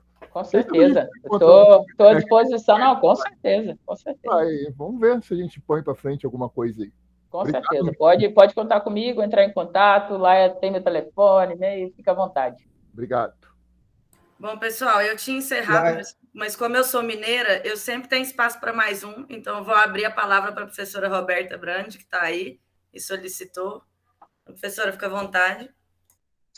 Oi, gente. Desculpa, eu estou dentro do carro e minha bateria acabou, por isso que eu não vi a palestra toda, amiga. Mas parabéns, foi lindo a parte que eu vi. Professor Gameiro, seu espetinho de gato não pode ainda, tá? Nós vamos negociar essa parte. Nós vamos seguir negociando o seu espetinho de gato. Mas eu queria parabenizar a equipe lá, e você também é linda. Pela temática, gente, é muito legal ouvir coisas diferentes, né? Fora daquele beabá. Eu que trabalho com cavalo, estou dentro disso direto agora, nessa relação humano-animal. A gente está descobrindo muitas coisas das interações que a gente pode ter, das mudanças de personalidade, das melhorias que isso pode trazer para ambos. Então, é uma coisa, assim, que é surreal, as coisas que pode agregar. E eu achei muito legal a pergunta do professor Ricardo, e eu queria colocar um pouco de fogo no parquinho, porque eu acho que a gente tem que pensar na questão de religião e religiosidade. Eu acho que a parada tá aí. Porque religião todo mundo acha lindo, né? Fala assim, eu sou tal religião, sucesso. Pode ser o que você quiser, porque geralmente é o que você fala, mas não é o que você sente. Então, eu sempre fico pensando nessa questão, sabe? E cada vez mais eu ando me inteirando aí dessas técnicas, nessa comunicação intuitiva, nessa comunicação entre as espécies.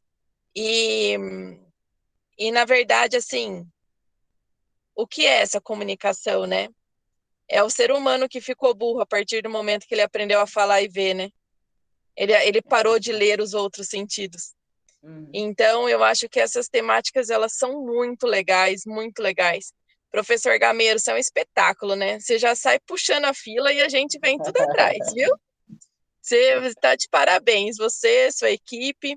E Jean, você é linda, tá, amiga? Tô com saudade de Obrigado. você. Eu fiquei super feliz de estar aqui com você, de você estar aí me acompanhando. E é isso, eu não consigo pensar, ela é sábia, eu tenho um problema muito difícil de pensar em uma coisa só. Eu sempre estou articulando as coisas, ela sabe disso. Isso eu falo, me consome, mas eu não sei pensar, Mas, na dissociar das verdade, coisas, nada está sabe? dentro de uma caixinha, né, amiga? Você que está pensando Pois certo. é, Porque, na verdade, quem pensa dentro da caixinha está muito confortável, porque não está vendo o resto, né? Aí fica bem fácil.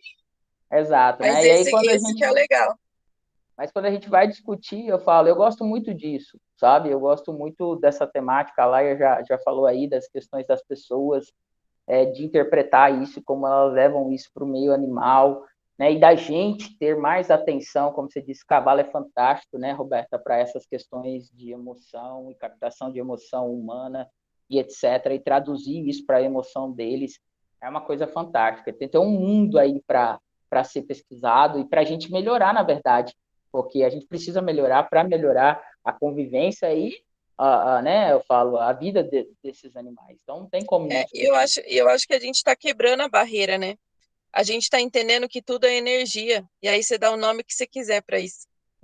E esse é o grande ponto, né? Então, na hora que a gente perde o preconceito de esse é um suíno, esse é um cavalo, esse é um sei lá o quê, e é legal o jeito que você coloca, né?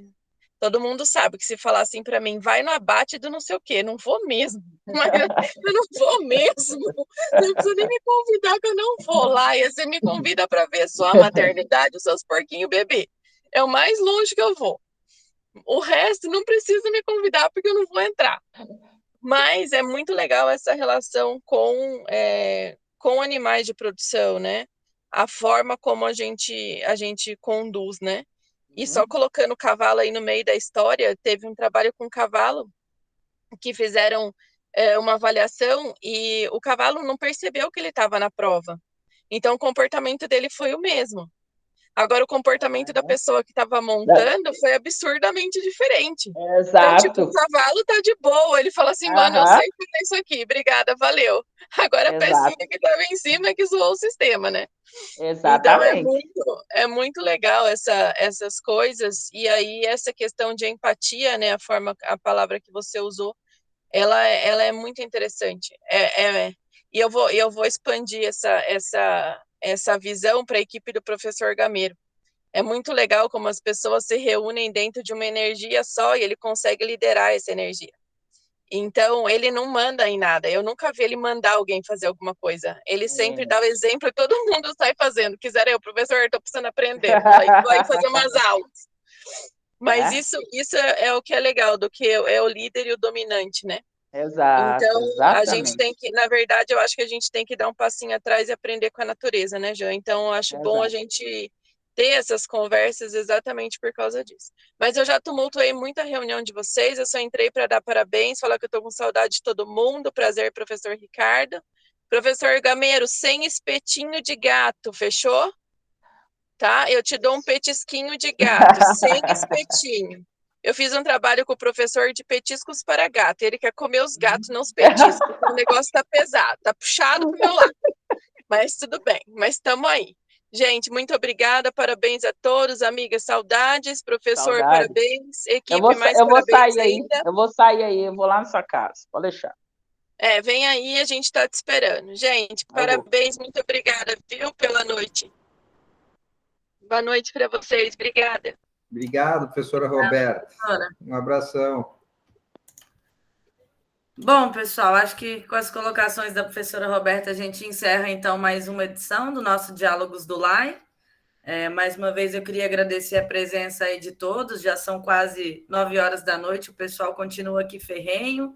Agradecer a presença do pessoal da Universidade Federal de Berlândia, que estava em peso, ao pessoal da USP, aos colegas de fora do país que ficaram acompanhando a gente aí. Então, é sempre um prazer ter vocês aqui, né, endossando nossas discussões, pensando fora da caixinha, né? Eu tinha certeza de que a participação da Jan seria muito enriquecedora, tanto que eu e a professora Camila, a gente já vem pedindo esse momento há muito tempo, né? Então, foi muito legal. Eu acho que a gente sai daqui com várias sementinhas plantadas, e o objetivo do Diálogos, eu acho que é esse, né? Fazer a gente pensar um pouco mais. Então, mais uma vez, Jan, muito obrigada. Você já tem feito isso comigo há muitos anos, e é muito legal ver assim você influenciando outras pessoas também, sempre de uma maneira muito positiva. Parabéns pela palestra, muito obrigada a participação de todas. Eu deixo para você, então, encerrar o nosso diálogos aí com alguma fala, fazer seu fechamento, e muito, muito obrigada. Grande beijo. Beijão, eu que agradeço mais uma vez a toda a equipe aí pelo convite, pela oportunidade, gostei muito de estar aqui com vocês, eu gosto desse tipo de conversa, desse tipo de diálogo, né, enfim, é enriquecedor demais, eu falo sempre, estou aprendendo também, e estou sempre à disposição. Então, muito obrigado por também terem ficado até agora, né? Não é fácil me aguentar a falação, mas agradeço demais. E é isso aí, pessoal. Estou sempre à disposição de vocês, viu? Obrigado pelo carinho, pelas palavras e pelas discussões enriquecedoras.